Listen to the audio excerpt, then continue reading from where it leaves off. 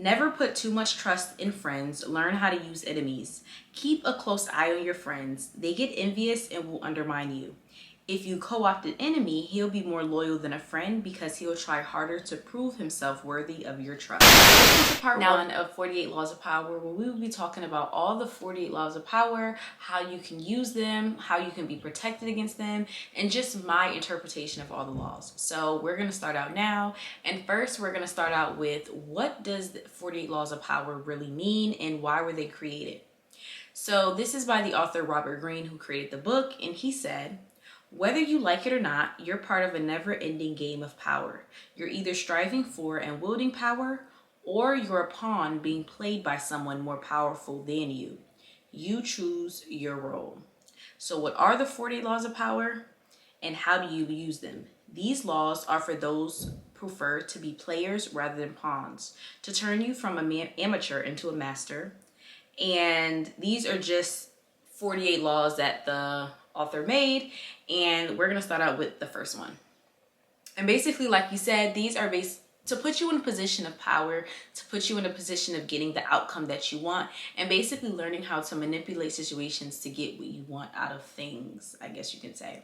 So law number 1, never outshine the master. Ensure that those above you always feel superior. Go out of your way to make your bosses look better and feel smarter than anyone else. Everyone is insecure, but an insecure boss can retaliate more strongly than others can.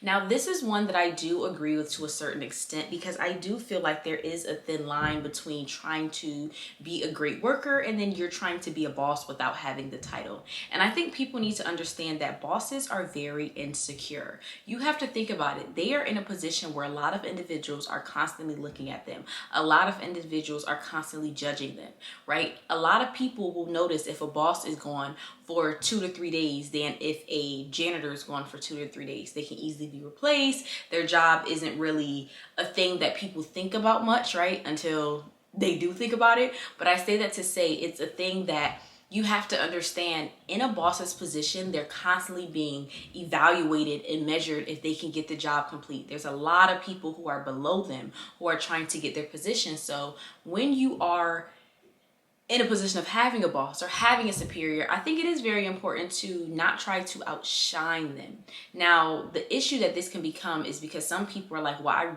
just an overachiever. I'm just really, hard driven, and I really do my job well and different things like that. And I don't think it's a problem with that, but I think it becomes a problem when you don't understand what is the expectation of your boss, right? What is expected of your boss? And when you cross the line and to start doing things that is expected of your boss, and then you start noticing that other individuals start noticing it, right? Because it's one thing to do things and, it just makes the working environment good. It just makes the job good. But it's another thing to do it and then people are like, oh my gosh, you're so great. And they're constantly, saying good things about you and contrary to the boss. And like he said in here, it's a difference between doing this with your coworker and your boss patting you on the back, and then you doing this to your boss and your coworkers patting you on the back, because your boss is in a position to fire you. Your boss is in a position to promote people above you when you feel like you should have been promoted. And so I think that is something to really think about when it comes to doing your job and anything. Like, do not try to outshine your master. And it can be kind of touchy, but I really can see how this can become a problem. And I think sometimes people could be like, well, I do really good at my job and for some reason I'm not promoted. And I do my job really well and for some reason I got fired, or my boss doesn't seem to like me. And sometimes your boss can't even see it, but you're pushing on an insecurity that they have. And so you look at yourself as just being a high worker, or you look at yourself as being an individual that just, just does a lot of stuff, but you don't understand and you don't see the effects that it has on your boss. So I think that's something to pay attention to. Pay attention to how your boss acts around you. Pay attention to things that your boss says to you. Do they say things that make you feel like it's a team effort? Like, I'm really proud of you, good job. Or do they say little slick stuff and make you feel like, well, dang, like, am I not doing my job? I don't know. So that's my interpretation of that one. Law number 1. So law number 2, Never put too much trust in friends. Learn how to use enemies. Keep a close eye on your friends. They get envious and will undermine you. If you co-opt an enemy, he'll be more loyal than a friend because he'll try harder to prove himself worthy of your trust. Now, this one I have a different interpretation of than the author, but I do agree a little bit. Never put too much trust into your friends. So he says it in a way that if your friends get envious of you, they can't undermine you, which does make sense because your friends probably know the most about you. So they are individuals who can kind of put out your business and things of that sort. That has never happened to me, thankfully. But I also look at it as don't put too much trust in your friends because you have to understand they are just your friends. They are not your mentors. They are not your parents. They are not your therapists. They are your friends. And I think one thing I've been learning as I'm getting older in life is I put too many hats on too many individuals that can't even hold those hats up. And it doesn't mean that they aren't great individuals. It doesn't mean that they aren't great people and I don't love them, but I think sometimes we do that and we don't understand why we're often unhappy sometimes with certain things, or we're often disappointed with certain things or certain responses, and it's because we put too much trust into an individual who can't even do that thing. Especially for me being a business owner, right? I don't know any business owners. I don't know any entrepreneurs. And I think for me, a lot of times my friends, I'm asking them questions about things and I'm trying to get advice about things. And oftentimes I feel like the advice is blank. I feel like I'm talking to a blank wall.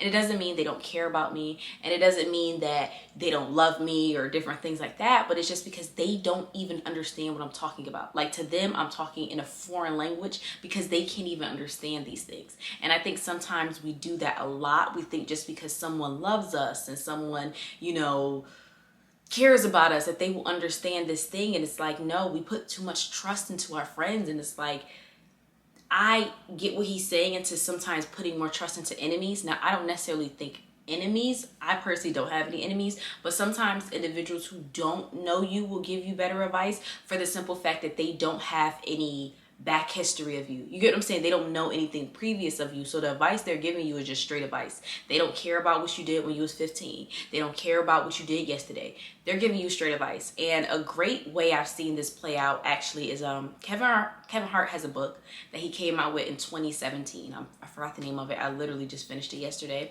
Great book. I would definitely recommend to read it.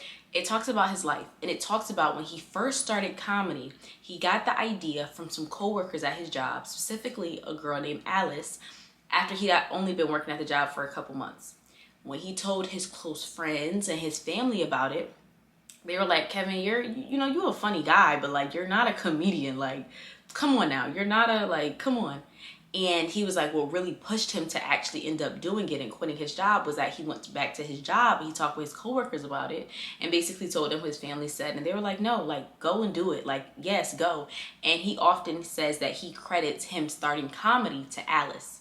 I say that to say the people who he knew at the job had not known his previous history. They don't know all these things about him. They don't have a whole picture in their head of who Kevin Hart was. They just knew him as being a funny guy. They're like, funny people could do comedy. Boom. Now his friends and family, funny was just a piece of what they knew about him. They knew him for years, right? At that time, I think he was 18 years old. They've known him for almost 2 decades. They have this idea of him and what he can do and what he can't do. And if he put too much trust into his friends, he possibly would not have started comedy and he possibly would not be the highest paid comedian in the world. And so I say that to say sometimes we do put too much trust into our friends, and I think sometimes I don't necessarily know about enemies. I do kind of see what he's saying, but I don't necessarily think enemies because I feel like personally I don't have any, and I just feel like an enemy, unless we have a common goal or unless there's something they could beneficially get from me, I could see them undermining me because we are enemies.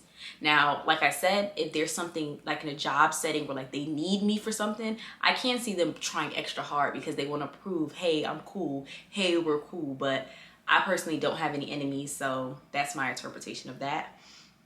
Another one, conceal your intentions. Always hide your true intentions. Create a smokescreen. If you keep people off balance and in the dark, they can't counter your efforts. So I do agree with this, honestly. I feel like we talk too much. Like, we need to start concealing our intentions more, for a plethora of reasons, similar to what I said about the whole friend thing, for the simple fact that sometimes the individuals that we tell our intentions to, they can't even do anything with them. I think a lot of times we need to think before we speak, and not just think of what we're going to say, but think about the outcome. What is the outcome that I want from this thing? And it's no problem wanting to vent sometimes. It's no problem wanting to just pour out your heart. But I think a lot of times we want advice. We want direction. We want guidance from individuals that even if they tried their hardest, they couldn't. And when you really think about it, sometimes you know this person couldn't give you advice on this thing. You know this person doesn't know this thing. You know this person can't understand that thing. But we do it because that's all that we have sometimes. And I think concealing your intentions can help you, not on some, oh, I'm being secretive, but sometimes just what is the outcome that I want from this thing, and I know this person is not going to give me the outcome from this thing. Another good thing about concealing your intentions, and I actually learned this in a work setting, is that individuals can undermine you, as they said here. So it was a situation where, long story short, one of the girls at the job was talking to another girl at the job, and she was just telling her how, one day she wants to be a supervisor. The girl who she was talking to goes and tells the supervisor, but she says it in a way that makes it seem like she's trying to take the supervisor's position. Like, in a way like, oh yeah, she says she's trying to take your position. Like I said before, and with the first law, your boss does not want to be outshined. Your boss does not want to, your boss is already insecure. They don't want to feel like, what, you trying to take my position? And then you telling people? And that created an issue for the girl who said that. Now, she didn't say it in a way of like, oh, I'm trying to take her spot. She was just saying it as in a way of like, one day I want to be. And I think if she would have sat back and thought about it, what is the benefit that I get from telling someone that's in the same position as me what I want to be? Like, and you get what I'm saying? It's not necessarily always a bad thing. Like, oh, something bad is going to happen. In her particular situation, it did. But I think sometimes just think before you talk, think about the intentions. We just talk a lot of times. You just babble. You get what I'm saying? And sometimes it's like, you really don't need to tell your intentions on things. You really don't need everybody knowing, because now, even moving forward, anytime you do something, because she's trying to be a supervisor. Yeah, because she want to be a manager. That's why she doing a lot. And you like, no, this is just me. Like, I'm just a hard worker. You don't have to tell everybody what you're doing, because it makes them feel like they know you more than you know you. Because they feel like, oh, she want to do this and she want to do that. And it's like, well, no, but and then they start having expectations of you, of things that you said you possibly wanted to do, but then, we're humans and we change our mind. And I personally do agree with that one. We need to start concealing our intentions more. It doesn't necessarily always have to be a bad thing, but sometimes, like I said in that example, talking too much can be bad. So there's that. And number 4, always say less than necessary. Say little and be ambiguous, leaving the meaning to others to interpret. The less you say, the more intimidating and powerful you are. So this kind of does go into concealing your intentions, but this is just in a speaking term. So concealing your intentions is more so like, what do you want to do? You don't always got to keep telling people what you want to do. But then speaking less could just not be telling people really who you are. And I actually did notice this in a social setting a couple months ago. One of my friends had an event for her birthday, and she invited one of her coworkers. And long story short, one of her coworkers came, but like, she would say little stuff, but she wouldn't really talk. Like, she was kind of like, you really didn't know about her, a little mysterious. And after the event, one of our friends said something to the extent of, she's weird. Like, yeah, she's weird. She did that. And I was like, I don't think she's weird. But it's because she wasn't talking. Because when people don't speak and you're in a social setting and people are speaking, it leaves a bit of mystery. And so it often makes individuals feel kind of scared or feel kind of uneasy, because it's like, I don't know what they're thinking. I know what everyone in this room is thinking and thought and want to do, but that person, I don't really know what they're thinking. And I think that can be used in a beneficial way to show power. Like, I don't have to talk. I don't have to. And in doing that, I think you shouldn't just not talk, but you also should observe. Allow that to be time for you to observe. And that also scares people, because they're like, I know everybody, but this person now knows me. They're observing me. And people don't like that. And it's a subconscious thing. We don't really notice it, but from being in that situation with my friend, I did notice like people really do feel uneasy, and they really kind of do feel scared when they don't know someone else, when someone gives a mysterious vibe. And it's not even, I don't even know if she was purposely doing it or that was just her personality, but I did notice that it happened in a way that made someone else feel uneasy. And it does kind of give you a sense of power, because now you know about all these people, but these people don't know about you. And so it can be used intentionally to try to get power over a certain situation, only speaking when necessary, only saying necessary things. Sometimes like only speaking when being spoken to sometimes, but also it could just be used in a sense of just observing, right? You're just observing the situation and you're observing what you want to say. And like I said before, just not speaking just because you have a mouth, and actually thinking about what is my intention behind saying this thing, and why am I saying this thing? Because most times we think after we say, which we should be doing the opposite. We should be saying after we think. So there was that. But those were the first 4 laws of power out of 48. I really want this to be a dialogue thing. I really want us to have conversations about this. Of course, I definitely recommend to read the book, but I am going to go through all the 48 laws, so you don't have to. But I just want you guys to comment below. Have you ever experienced any of these things? Have you ever done any of these things? And what is your interpretation of them? Because I don't necessarily feel like they're things that can be turned on and turned off in society. I feel like they're things that are constantly going to go on. And like he said in the beginning, not like that, but like that, life is a game. Like, it's a game of people who have power, who don't have power, who are doing, who are not doing. And I think sometimes you can reposition yourself in life and reposition yourself in situations where you can get what you want out of the situation, instead of just being a pawn and letting individuals just move you around and do what they want to do with you. And you could be like, whoa, wait, I know what you're trying to do. You ain't doing that to me. Or, okay, now I'm gonna do this so I can get this and I can get that. But thank you guys so much for watching the video, and don't forget to like, comment, and subscribe, and turn on your post notifications so you can be notified when I come out with the next set of laws.